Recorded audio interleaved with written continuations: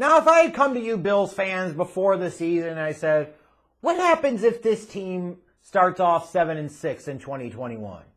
You're probably saying, oh my God, that defense fell apart. Or even worse, oh my God, Josh Allen regressed from 2020. Or oh my God, Josh Allen got hurt. Like something went really, really poorly, right?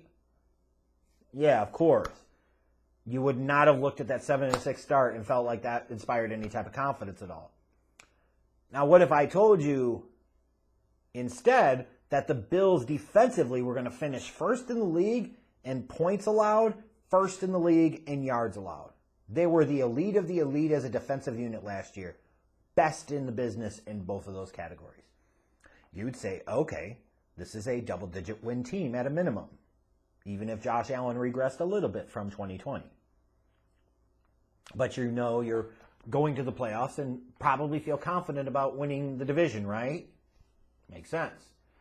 Now, what if I told you that before the season started, that the Bills are going to go on to beat Bill Belichick and the Patriots 47-17 in the wild card round of the playoffs? You would say, holy shit. Josh Allen is that business. His defense was legit. They busted the brakes off of Belichick's boys. The Bills are probably going to the damn Super Bowl. And then what if I came back and said the next week that Josh Allen would go into Kansas City, take on Patrick Mahomes in Arrowhead, and throw for 329 yards and 4 touchdowns? Would you take that? Yeah, damn right you would. You would look at that and you would say, oh my God, they went into Kansas City, he balled out, he faced off with Mahomes and outdueled him and beat him. And the Bills, at the minimum, are going to the AFC Championship game, probably to the Super Bowl, and then maybe at that point winning it. And all of that happened, and yet the part about them getting out of the divisional round didn't. They started off 7-6. They got off to a really limp start, if you would call it that. Their defense was elite last year, except when it really mattered, obviously, in the divisional playoff round. They steamrolled the frickin' Patriots and Belichick in the playoffs. Like, that was ugly. It was brutal. Josh Allen was the real deal. He was boss mode in that frickin' divisional round game. Like, he was that dude. What, to me, that points to is the absolute fallacy of using a stat such as quarterback wins. I think it's such a dumb stat. Even though the quarterback is really important, I acknowledge, he's only one of 11 offensive guys on the field at the time. He's only one of 53 people on the roster, 45 of which, whatever, are active on game day. What in the hell else was Josh Allen really going to do in that game that would have made a difference, that would have helped the Bills to win? Right? A defense that was supposed to be elite shit the bed when they needed to be there the most. Horrendous. Sorry, Bills fans. Because I personally believe they would have beaten the Bengals in the championship game. I really do. Because the Chiefs were not a better team, I thought, than the Bills last year. And the Chiefs fans will come back and say, well, they beat them when it mattered. And you know what? What the fuck can you say to that? As they did. At least I'll say this for the Bills. They're not resting on their laurels or just assuming automatically that they've had all the pieces and they just needed another year. No, they went all in. They received the window of opportunity and went after it.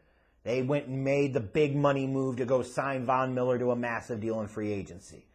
And if you want to buy into history and say, well, Von Miller was with the Broncos, won a Super Bowl, was with the Rams, just won a Super Bowl. Now he goes to Buffalo. Maybe the Bills can finally win a Super Bowl. Like, you want to believe in that? So be it. But he certainly was a big, notable piece added to that defense.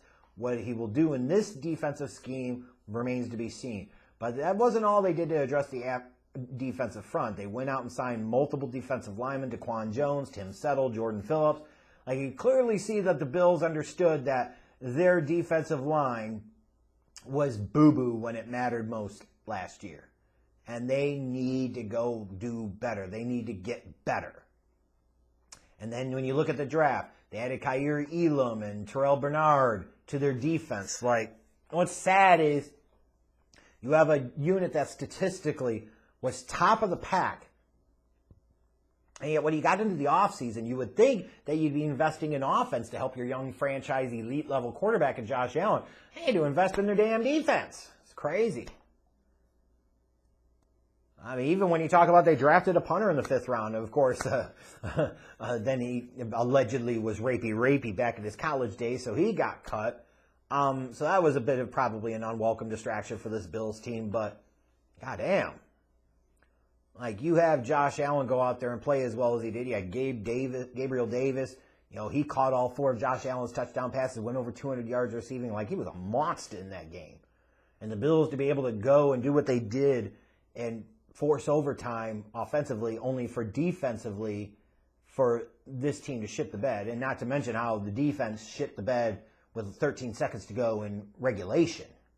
Unbelievable.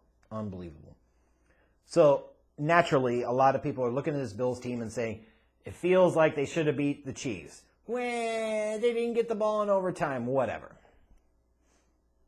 Don't let it get to overtime is always my thing. It sucks, yes, I agree, but whatever. But at the end of the day, it's a really damn good team. They've got an elite quarterback. A lot of people are pumping the Bills full of smoke and talking about them for the Super Bowl. And I will be joining the chorus. Because when I look at them, they've got an elite quarterback in Josh Allen. You want to say he's not elite, you can go argue against the wall. I'm not going to listen to it. You're wrong, in my opinion. Their receiving group, like they just re-signed Dawson Knox. Damn it, I was somebody I was looking at for the Bears. Like, he's going to be there in the long term. You still got Stephon Diggs. You've got Gabriel Davis. Like, you've got some nice weapons in the passing game. Their defensive front 7, I already mentioned the multiple guys that they brought in to address that group, along with some of the talent that they already had there. So this defense should be better, hopefully, if nothing else, if not statistically, at least when it matters. Concerns, like obviously Tre'Davious White, like he was out late in the year with the ACL injury. You know, when's he going to come back? How is he going to be? Because he makes a big difference on that defense. He just does. That was also exposed in the divisional round game against the Chiefs.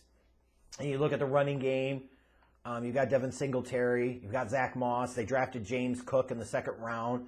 So they've got a lot of young guys that they spent high draft picks on. One of them needs to take over that running game. And my concern about the running game is this, is that a platoon is one thing, but their running game is very heavily reliant upon Josh Allen. And you wonder, like, how sustainable is that consistently year over year? This Bills team is really damn good. Like I said, I'm going to join the chorus and blow smoke up their asses. We're going to see how they start off the year. And that's a key thing for them, though.